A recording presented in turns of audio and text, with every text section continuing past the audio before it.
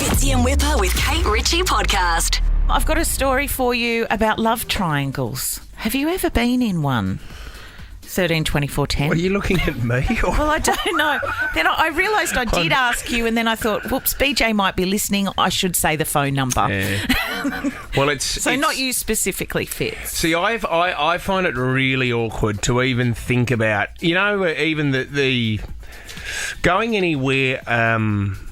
Anywhere near a friend's ex, I find really hard. Those stories. Yeah. You know when a good friend of yours goes out with someone for a certain amount of time, and then at the end of it, you always hear a story that one of the mates is always keen on that person. I always found that really awkward. That happened to me in high school, actually. My one of my high school boyfriends who I just thought his name was Jeremy. Okay. And I really just thought he was great. He played basketball. Oh, was he really tall? Yeah, right. And strong. Oh, yeah. I mean, wasn't very well behaved. Could he dunk at lunch? Oh, yeah, he was awesome. Yeah. Ate M&Ms out of the packet.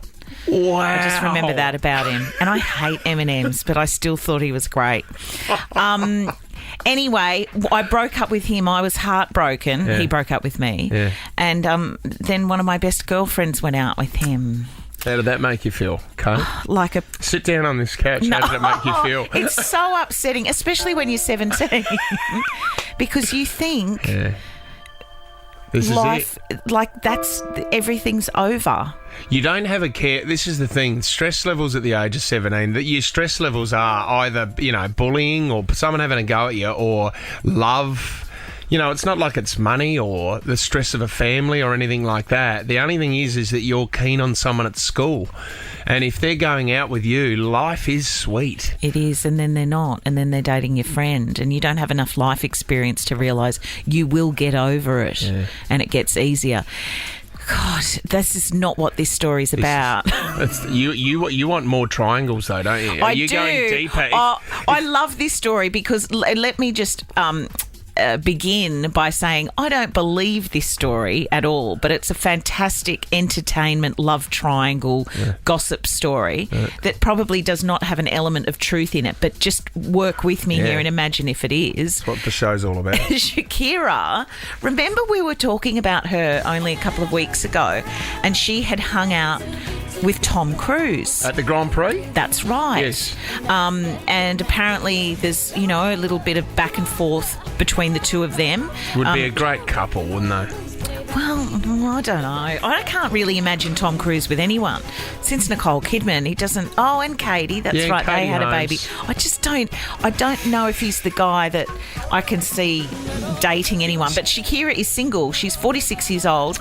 I think she had the run-in with the law, but she also separated or divorced her football playing husband. He was a Spanish footballer and he was cheating on her, Kate. Oh, is that what happened? Yeah, so hips don't lie. Well, his lips don't lie. Yeah. Because they were somewhere else, on somebody else, and she said, I'm out of here. Well, maybe they were on... oh, no, not him. Her hips might have been on Lewis Hamilton, because she's been pictured with 7-time F1 world champion Hamilton. He's 38. On more than one occasion. So they were seen... She must have done a lot of the Grand Prix, because they were seen on a boat together after the Miami Grand Prix before going to dinner.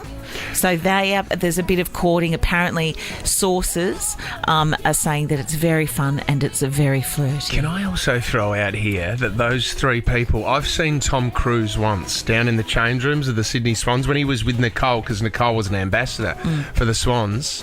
One of the shortest men I've ever met in my life. Shakira... Apparently, one of the shortest. Who's the tallest out of all of them? And Lewis Hamilton, to fit into one of those Formula One cars, Kate, you have to be tiny. Oh, he's like a little doll. You saw Daniel Ricciardo. Yes. So it must be a height. Do you think it's a height sort of triangle? Well, maybe. And I'm guessing people like Lewis and Tom may be attracted to women who are shorter. Yeah. because it doesn't. Okay, we're going to get sexy voice from Tom Ivy, our executive producer now. But who's the tallest out of all those? Out of all those guys, Lewis Hamilton, 1 metre and 74 centimetres. Right, okay, so he's the tallest. Who's the shortest? Shakira's 1.57 metre, but Tom Cruise is he's 1.70 metre. He's 1.7. What is that? Is he really? Short. Yeah, he's I'm jockey. 163, I think. It's. I mean, that's not a bad triangle. I mean, for gossip. Oh, it's kind of fun, and this is what I mean. I don't think I believe it. I think they all just went to the Grand Prix. Yeah. They happened to be in the good marquee, night out. Yeah. having dinner high. Yeah. I don't think it's a love triangle. I hate to not back my own story, Well, but it would be fun. Can we talk to someone who's been in a love triangle? Ashley from the Ponds. What happened, Ash?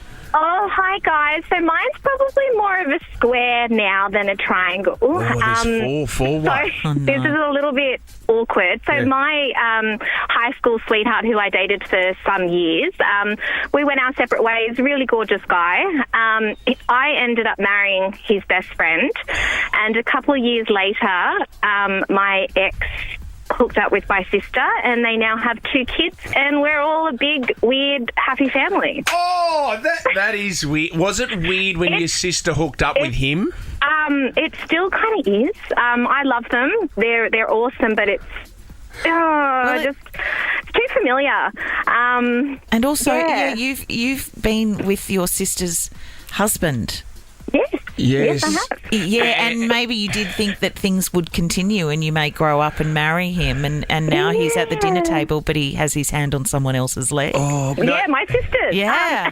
Look, it is a little bit odd. What was the relationship between your current husband and his best mate when you left the best mate and went to hook up with his mate? It got a little bit unusual. Yeah. I started developing feelings for his best mate, who is now my husband, but nothing ever happened. However, their relationship deteriorated, and my husband thought, well, you're going to accuse me of doing something that I didn't do, then I will go and pursue her, which he did. And we've been together for 15 years. Do you? Is it real? This is a really personal question, and sorry for bringing this up, Ashley. Fire away. But you have seen, when you sit at a dinner table together, you've seen both of them naked. Does that play on your mind? It used to. It did. At the very beginning, I mean, we're talking, it's been about 8 years now for it to kind of... Yep.